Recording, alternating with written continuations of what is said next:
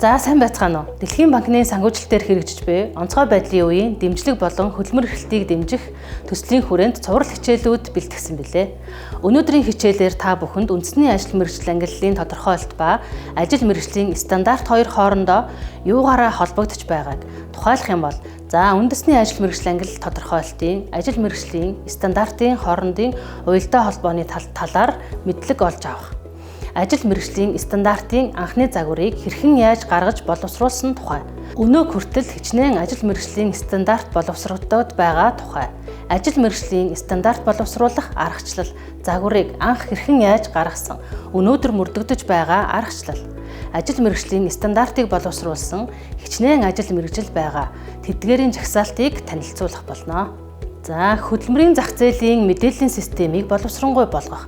Ажил зуучлалын мэдээллийг уг системийн бүрэлдэхүүнд оруулан хөгжүүлэх. Үндэсний ажил мэргэжлийн ангиллал тодорхойлолтын нэр, томьёо, кодыг зуучлалын үйл ажиллагаанд хэрэглэдэг болох.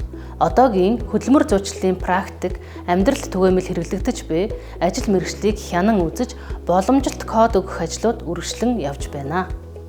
Төслийн хүрээнд Монгол улсын хөдөлмөрийн зах зээлийн мэдээллийн системийг хүртээмжтэй болгох.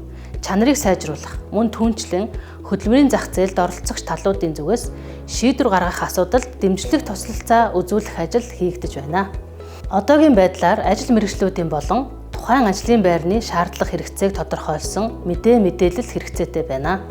Мөн ажил олгогчдын зүгээс тухайн ажлын байранд тавигдах ажилтны ур чадварыг багцлан тодорхойлох шаардлага байгааг илэрхийлж байгаа бөгөөд энэ нь сул чөлөөтэй ажлын байранд тохирох ур чадвар бүхий ажилтныг зуучлан ажилуулахад чухал ач холбогдолтой болохыг ажил олгогчид ярьж байна. Ур чадварт суурилсан ажил зуучлал нь хөдөлмөрийн зах зээлийн үйлчилгээ болон хөдөлмөрийн зах зээлийн мэдээлэл, анализ, шинжилгээг боловсронгуй болгох, хүний нөөцийн чадварыг бэхжүүлэх, мөн түүнчлэн боловсролын үйлчилгээний чанарыг дээшлүүлэхэд ач холбогдолтой юм. Хөдөлмөр зуучлалын асуудлыг тухайн ажлын байранд шаардагдах ур чадвар, чадвахад үндэслэн гүйцэтгэх, ажлын эхийг тавих, түүнийг эхний ээлжинд туршин хэрэгжүүлэх ажил Дэлхийн банкны төслийн хүрээнд хийгдэж байна.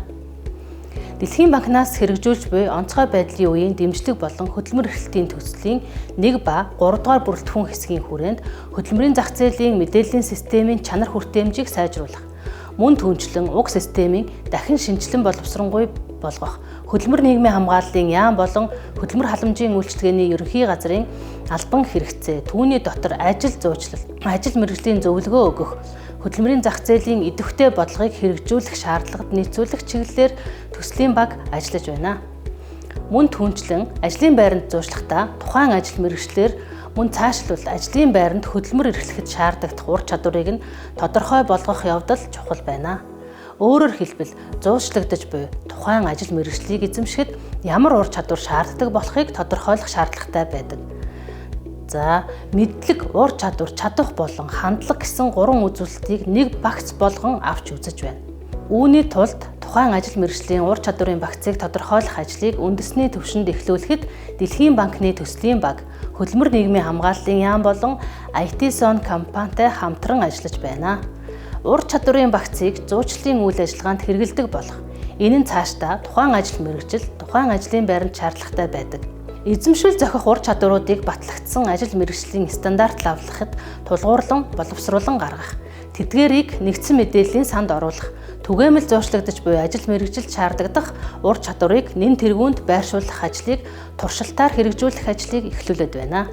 Үүний тулд нэн тэргүүнд ажил мэргэжлийн стандартыг бүх ажил мэргэжлийн дагуу бүрэн хэмжээнд өөрөөр хэлэх юм бол үндэсний ажил мэргэжил ангиллалын тодорхойлолтын бүтцэд байгаа ажил мэргэжилдээр боловсруулах хэтийн зорилт тавьсан байх ёстой.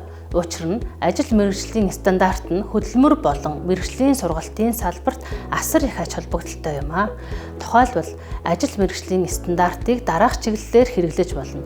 Үндэсний ажил мэргэжил ангиллал тодорхойлолт 08-ыг шинжилэн сайжруулах, ажлын байрны тодорхойлолт боловсруулах, мэргэжлийн үндэсний хүрээнд байрших мэргэжлийн түвшинг тогтоох, ажил мэргэжлийн үндсэн хэв шинж тогтоох, ажил мэргэжлийн ур чадварын матриц буюу үүрэг, ажилбарын зураглал гаргах, чадамжийн нэгжийн жагсаалт, мэргэжлийн түвшин бүрт байрших чадамжийн багцыг тодорхойлох, чадамжийн гүйцэтгэлийн шалгуур үзүүлэлтийг боловсруулах, сургалтын хэрэгцээг тодорхойлох, чадамжид суурилсан сургалтын хөтөлбөр боловсруулах, мэрэгжлийн чадамжийн үнэлгээ хийх, гүйцэтгэлд суурилсан цалин хөлсийг тооцох, хөдөлмөрийн бүтээмж, нормыг тогтоох, ажлын байрны эрсдлийн өөрийн үнэлгээг гаргах зэрэг олон ач холбогдолтой болох нь харагдаж байна.